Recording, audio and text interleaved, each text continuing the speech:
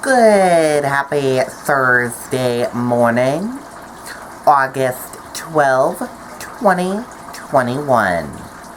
I'm Riley King. Welcome to this Thursday morning edition of the Riley King Newscast, right here on the Riley King Network. We have a lot of news to get to this Thursday morning, so let's get started right now.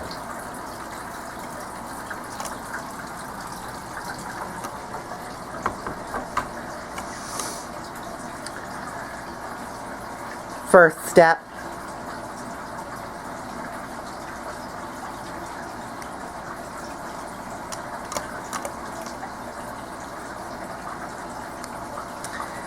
suspicious death in Nashua under investigation, Attorney General's office says. Let's take a listen to that video from WMUR News 9. Step back in time, high above New Hampshire's Lakes region, at Castle in the Clouds. Explore the 1914 mansion.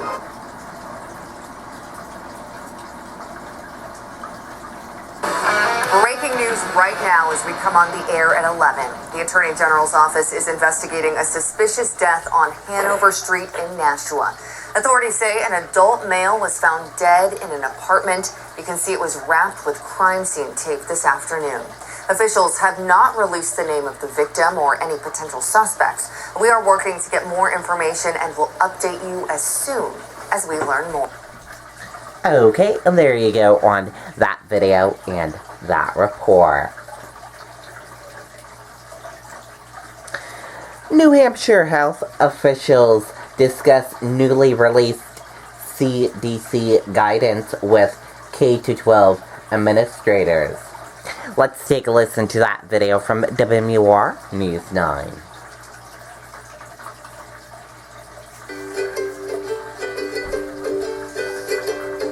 Come see Darla and Hildy at Clark's Bears in Lincoln, New Hampshire. Visit clarksbears.com to reserve your tickets today.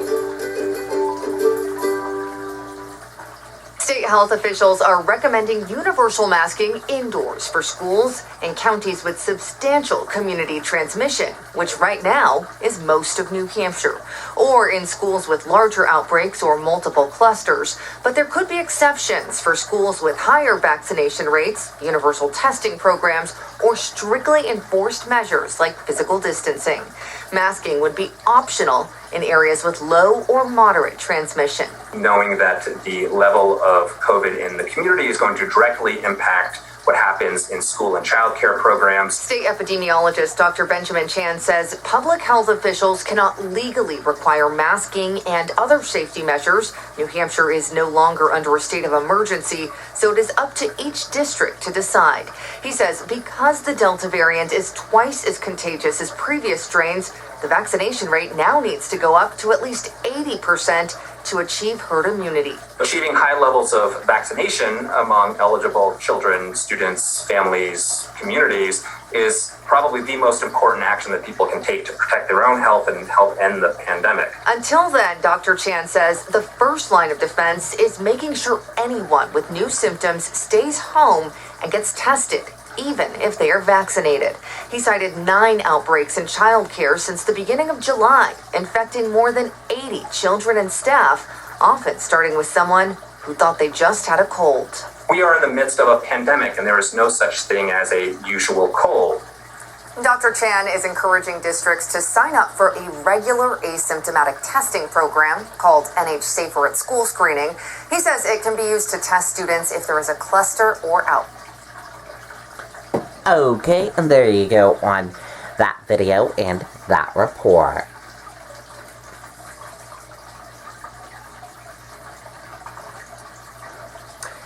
CDC urges pregnant woman to get COVID-19 vaccine. Let's take a listen to that video from WMUR News 9. I think what sets us apart is the fact that our technicians live and breathe only chimneys. It's not a part of our company.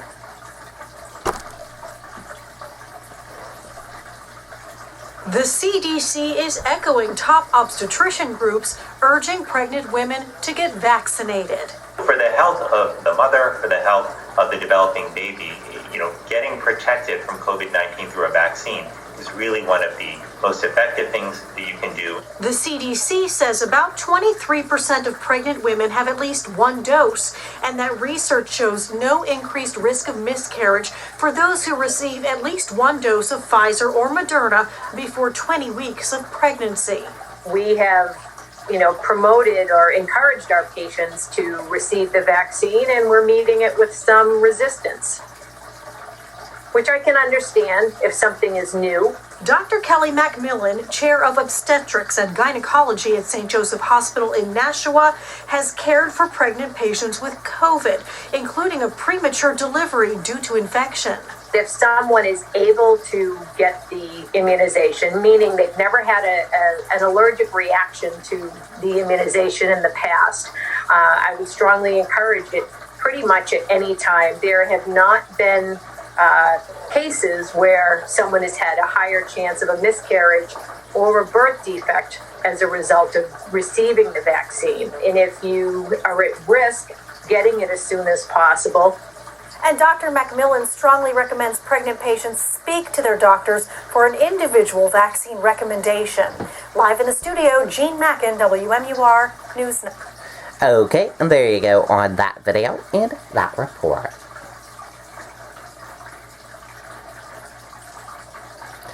Easter Seals employee charged with sexually assaulting 17-year-old residential student. Let's take a listen to that video from WMUR News 9.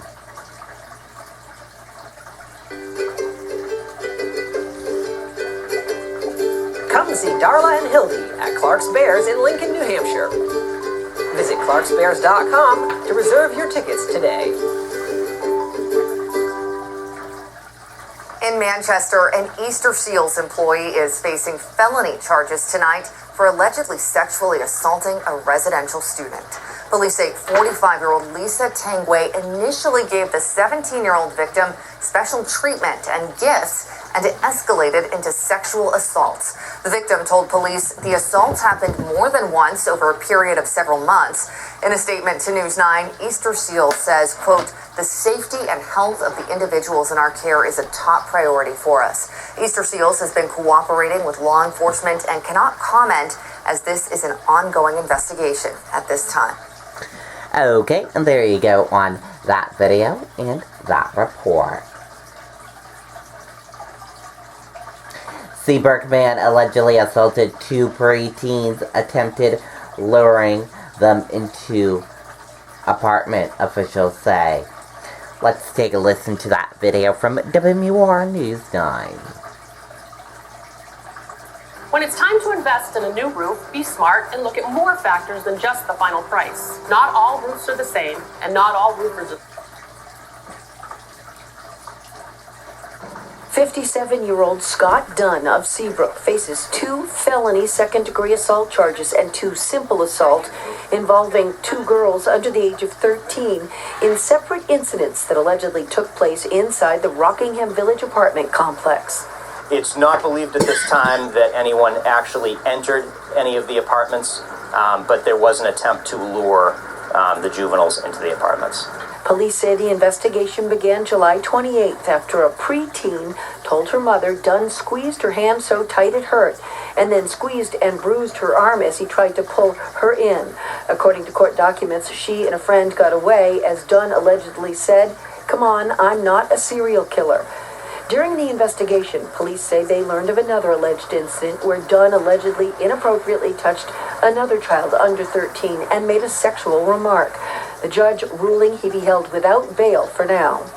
Real concern about is there a risk of physical assault and is there a risk of sexual assault towards children? Dunn's defense lawyer says he vehemently denies the charges. Yes, ma'am. It's important for parents to tell their children about the dangers of dealing with strangers and people that they don't know and people that they don't feel safe around. At the time of his arrest, Dunn was out on bail for another unrelated charge. Seabrook police are asking anyone with any information to contact them. Live in Seabrook, Jennifer Crompton, WMUR News.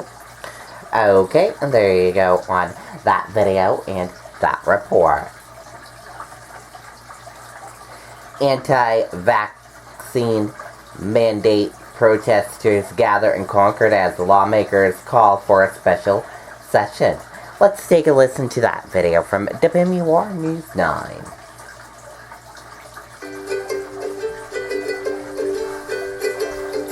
Come see Darla and Hildy at Clark's Bears in Lincoln, New Hampshire.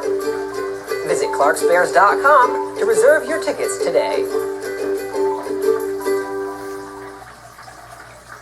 The anti-COVID-19 vaccine movement may not have large numbers, but it is vocal and visible. These protesters have been setting up camp outside local hospitals, decrying vaccine mandates. Parallel efforts are emerging at the State House in Concord, where some Republican state reps are calling for a special session to prevent schools from implementing mask mandates. Representative Sue DeLamas is wary of a special session, but says there shouldn't be any mandatory masking. We all should be able to live free or die here in New Hampshire, and we live here because we love the state. We love our motto. We love having our freedoms, and that's part of actually being American. House Majority Leader Jason Osborne says he opposes mask mandates, but points out there's a delicate balance here due to New Hampshire's emphasis on local control in education. He tells News 9, quote, "The best solution will be if the local communities can resolve this themselves without involving the legislature." Meantime, on the other side of the aisle, it's an entirely different world. House Democrats are still fighting in court for remote access to legislative sessions for immune-compromised reps. With my health situation, it's fairly clear to me that if I were to get COVID, I might survive. I also might not. And long-term COVID is also not a picnic. Some of the few lawmakers who are also doctors say there is one simple message for their fellow Granite Staters. The number one message for everyone in New Hampshire is there is no reason at this point, medically, I'm a physician, I'm Dr. Sherman, there is no reason you should not be vaccinated unless your doctor feels that it's medically inappropriate. In Concord, Adam Sexton, WMUR News 9. Okay, and there you go on that video and that report. And that does it for this morning edition of the Riley King Newscast right here on the Riley King Network. I hope you all have a great rest of your day, and I'll see you back here later on today for another newscast. I'll have a news report coming up in a little bit. Goodbye, everyone.